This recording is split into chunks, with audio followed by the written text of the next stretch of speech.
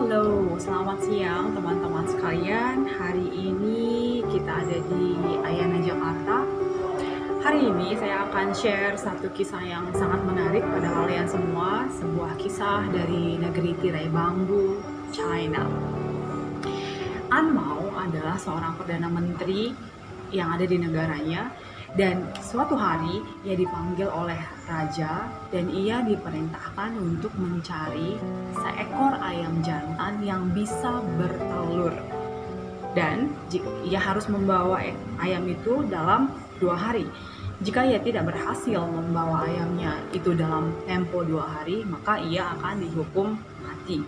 Dan An mau pulang ke rumahnya, dan ia berpikir, ia termenung dan ia merenung sepanjang hari, dan ia berpikir, mana ada ayam jantan yang bisa bertelur. Lalu An Lau, cucu dari An Mao ini, melihat kakeknya yang sedih dan termenung sepanjang hari, dan ia menghampiri kakeknya dan ia berkata, "Kakek, kenapa kakek terlihat sedih dan kenapa kakek termenung?" Lalu An Mao menceritakan kisahnya kepada cucunya An Lau bahwa raja memintanya untuk membawakan seekor ayam jantan yang bisa bertelur, dan ia memberitahu konsekuensinya jika ia tidak berhasil membawa ayam jantan tersebut kepada raja dalam tempo 2 hari, maka ia akan dihukum mati. Lalu An Lau, cucu dari An Mao ini berkata, "Kakek, aku ada akal. Besok kakek diam saja di rumah. Besok aku yang akan pergi ke istana untuk menemui raja." Lalu An Mao pun terkejut dan ia berkata, "Jangan main-main, kau bisa dihukum mati oleh raja. Yang kau hadapi ini adalah raja negeri kita."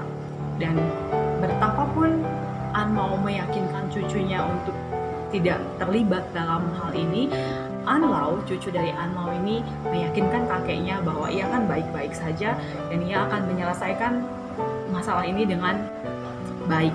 Lalu keesokan harinya, An Lau, cucu dari An Mao ini, pergi untuk menemui raja ke istananya, dan An Mao sangat khawatir, namun ia tidak berhasil untuk meyakinkan cucunya untuk tinggal di rumah bersamanya.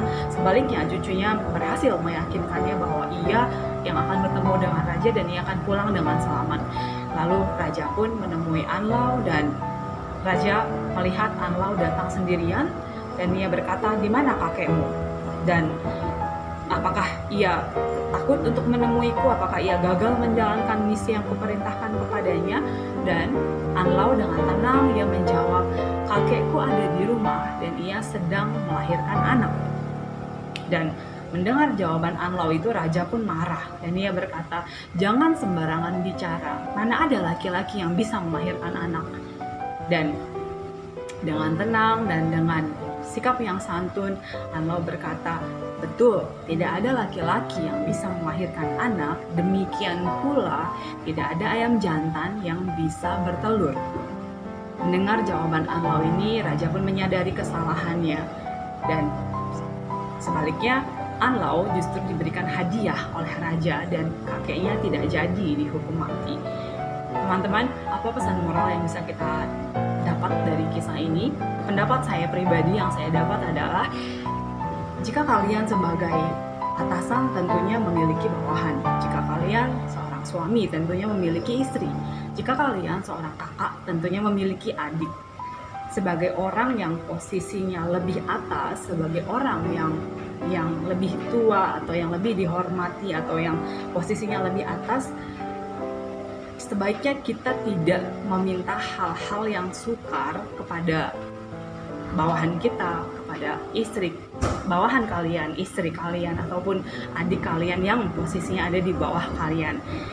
Jangan meminta hal-hal yang sukar, apalagi hal-hal yang mustahil, yang tidak mungkin bisa dikerjakan.